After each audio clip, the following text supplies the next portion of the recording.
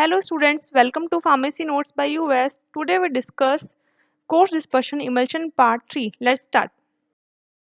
We discuss first preservation of emulsion.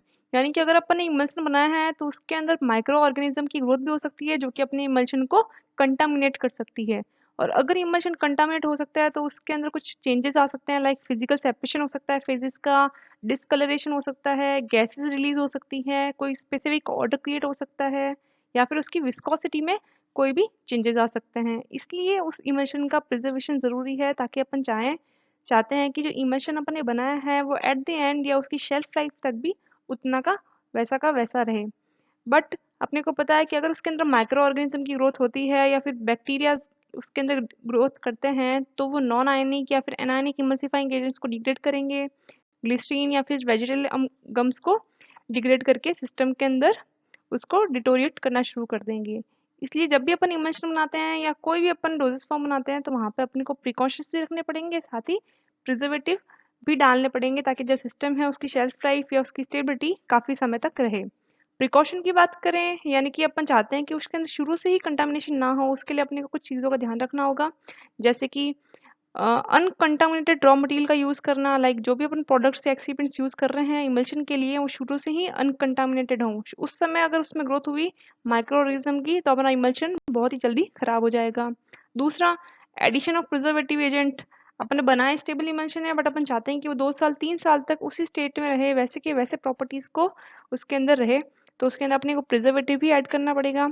और last में अपन जो भी इक्विपमेंट्स यूज़ कर रहे हैं इमल्शन बनाने के लिए वो सारे के सारे भी क्लीन होने चाहिए या फिर माइक्रोबियल ऑर्गेनिज्म से कंटामिनेटेड नहीं होने चाहिए। बात करते हैं अगर अपन ये कौन-कौन से प्रिजर्वेटिव एजेंट्स अपन यूज़ करते हैं इमल्शन के अंदर, तो इमल्शन काफ़ी तरीके से अपन यूज़ कर सकते हैं, टॉपिकली भी यूज़ कर सकते हैं, ओरली भी यूज़ कर सकते हैं, अपन इसको पेरेंटली भी यूज़ कर सकते हैं। तो उसके हिसाब से अलग-अलग तरीके के प्रिजर्वेटिव एजेंट्स आते हैं, like benzoic acid, methyl propyl paraben, chloroform, chlorocresol, cetrimide and phenyl mercuric nitrate. Like emulsion parenteral की बात करें तो वहाँ पे मोस्टली जो फिनाइल मर्क्यूरिक नाइट्रेट है वो यूज़ किए जाते हैं। नेक्स्ट अपन बात करें रियोलॉजिकल प्रॉपर्टी ऑफ इमल्शन। अब अगर अपन ने इमल्शन बनाया है तो अपन को पता है कि उसमें इमल्सिफाइड प्रोडक्ट्स हैं, लाइक ऑयल है, वाटर है।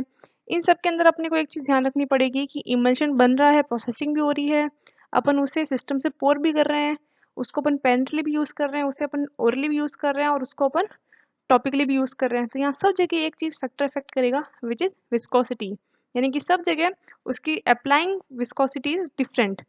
तो emulsified product may undergo a wide variety of shear stress during either preparation or use, likes यानी कि अगर अपन इमल्शन बना रहे हैं उसके ऊपर प्रेशर अलग अलग तरीके से पड़ेगा। एक तो प्रिपरेशन जब अपन उसको बना रहे हैं और दूसरा उसको अपन इस्तेमाल किस तरीके से कर रहे हैं उसके ऊपर।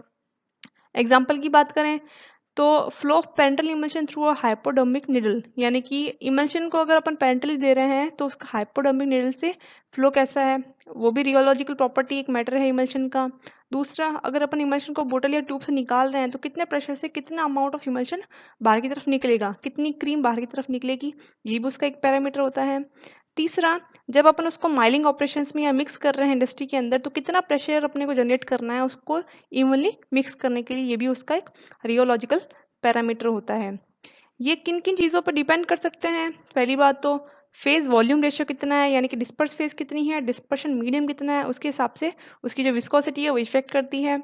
दूसरा है उसका पार्टिकल साइज, यानी कि सिस्टम में पार्टिकल साइज डिस्ट्रीब्यूशन किस तरीके से यूनिफॉर्म है, नॉन यूनिफॉर्म है, उसके हिसाब से मिक्सिंग भी इरेगुलर और रेगुलर की जाती है। तीसरा है इंटरनल फेस की विस्कोसिटी कितनी है, ज़्यादा विस्कोसिटी हुई तो अपने को शेयर रेट भी ज़्यादा लगाना पड़ेगा, कम विस्कोसिटी हुई तो आसानी से मिक्स हो जाएगा without inducing more force. Fourth है type of emulsifying agent use. अपन अगर ज़्यादा स्टिकी थिकनिंग एजेंट की इमल्सिफाइंग एजेंट ज़्यादा यूज़ करेंगे तो उसके अंदर विस्कोसिटी भी ज़्यादा होगी और अपने को उसको मिक्स करने के लिए शेयर स्ट्रेस भी ज़्यादा देना पड़ेगा। दूसरा, अगर अपन ये कहें कि जो डिस्पर्स फेस की कंसंट्रेशन अपन कम यूज़ कर रहे हैं तो वो विस्कोसिटी न्यूटोनियन लॉ की फॉलो करेगा, यानी कि न्यूटन ने 2 तरीके के लॉ दिए थे, एक था न्यूटोनियन लॉ, दूसरा था non Newtonian law. Newtonian law वो लॉ थे जहाँ पे सिस्टम है जो कि शीयर स्ट्रेस के डिपेंडेबल है, यानी कि आप जितना ज़्यादा फोर्स लगाओगे सिस्टम उतना ही जल्दी मूव करता चलेगा, और ज़्यादा कंसंट्रेशन पे वो उसके अगेंस्ट वर्क करता है, यानी कि कुछ भी हो सकता है। आप ज़्यादा फोर्स लगा रहे हो तो सिस्टम पतला हो रहा है, ज़्यादा फोर्स लगा रहे हो तो सिस्टम कंटिन्यू थिक होता चल रहा है, या फिर कुछ भी।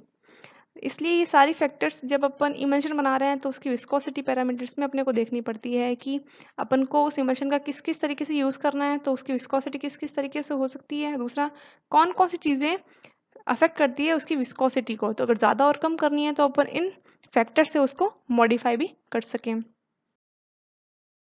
Hope you understand and enjoy the video.